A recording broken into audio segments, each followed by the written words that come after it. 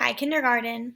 So, last time we learned about Polly the honeybee, and today we're going to learn a little bit more about her in the story called The Fruits of Polly's Labor. Our first word is core. The core is the center or middle part of something. So, I want you to think about eating an apple and what happens in the middle of an apple. It's called the apple core. It's that middle part. Produce. Now, to produce means to make something. So apple trees produce apples, pear trees produce pears, etc. Okay? And then our last word is one of my favorites, scrumptious. Can you repeat that word? Scrumptious. Scrumptious literally just means delicious. So I put some French fries up here as the picture because to me, French fries are scrumptious. Wonder if you can use that vocabulary word today. What's something that you think is scrumptious? It's a good word. Okay, so I just want to remind you that plants have different parts like we've talked about.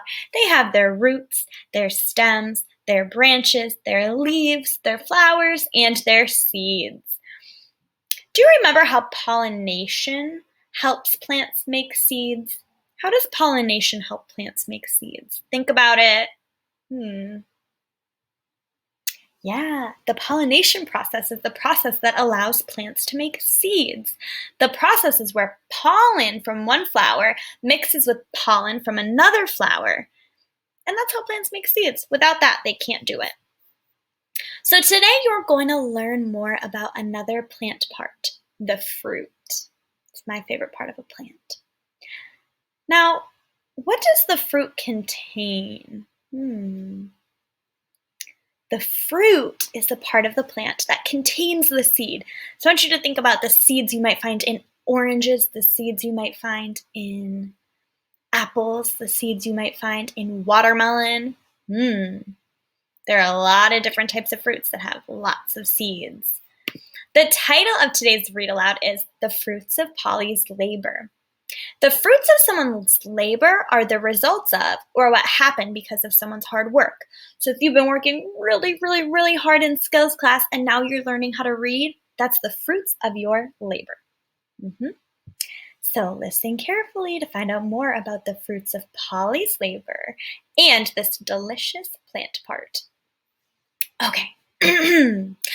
Buzz, buzz, it's Polly the honeybee again. Last time I told you that I visited flowers to collect nectar and pollen for food. I also told you that I help to pollinate flowers by carrying pollen from one flower to another. Today I want to show you some of the results of my hard work. You see, after I pollinate a flower, the plant begins to produce seeds. Produce means to make. So lots of plants also produce a special part to hold the seeds called the fruit. Come along and I'll show you some different kinds of fruit I helped create. Okay, here is an apple tree. Earlier this year, this apple tree put out blossoms, which is another word for flowers. Apple blossoms are full of delicious nectar, which makes me especially love to buzz over and roll around in those blossoms. The nectar was scrumptious. But look, it was good for the tree too. Remember that when bees visit the flower of plants, they carry pollen from one flower to another. This apple tree is now full of apples because my honeybee friends and I did such a good job pollinating the blossoms. The apples are fruit, and inside each apple are seeds that can grow into new apple trees. The apples took 2 weeks to grow. They were small at first, but then they got bigger and bigger. Now they're almost ripe. When the apples are ripe, they will drop off the tree so the seeds can fall to the ground and start growing into a new apple tree. Or a person may come and pick the apple and eat it. Here's an image of an apple that's been picked off the tree and sliced open.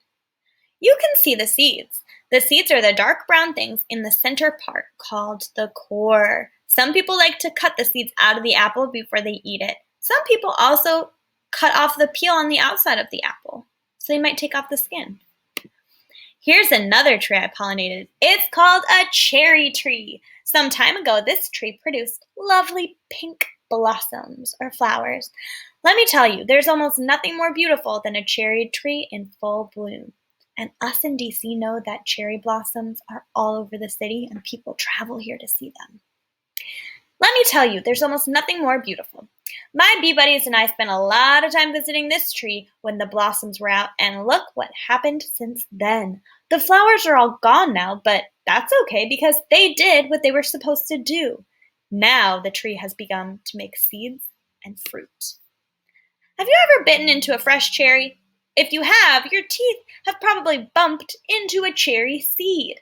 Inside a cherry is a big, hard thing called a cherry pit.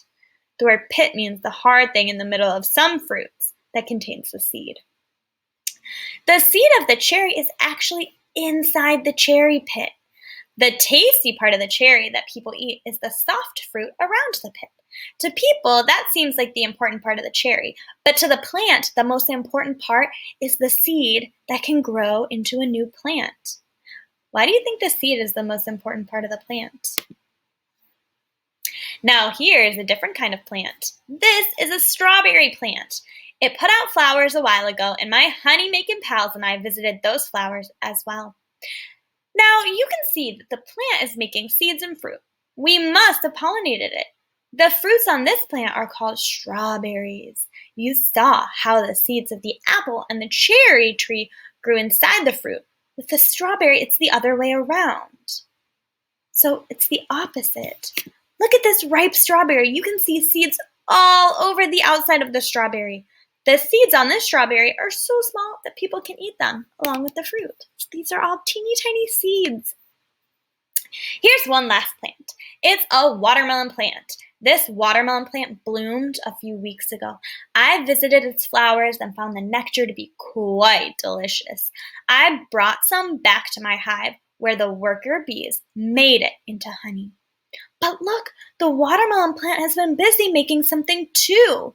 It's this big green thing. It's the fruit of the watermelon plant. It's called watermelon. Yum. The green part on the outside of the watermelon is called the rind. The seeds of the watermelon are on the inside of the rind, along with some red, juicy fruit that people like to eat. Here's a watermelon that's been sliced open. Can you see the black and white seeds inside?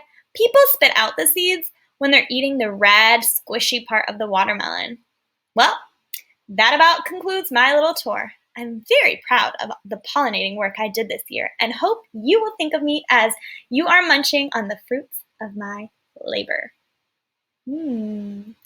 Which fruit was your favorite? Do you think that they're all scrumptious? Get ready to talk about it with Mr. Malcolm, and remember, we do not have any exit tickets this week, so you do not need to click on the button below. See you later, kindergarten.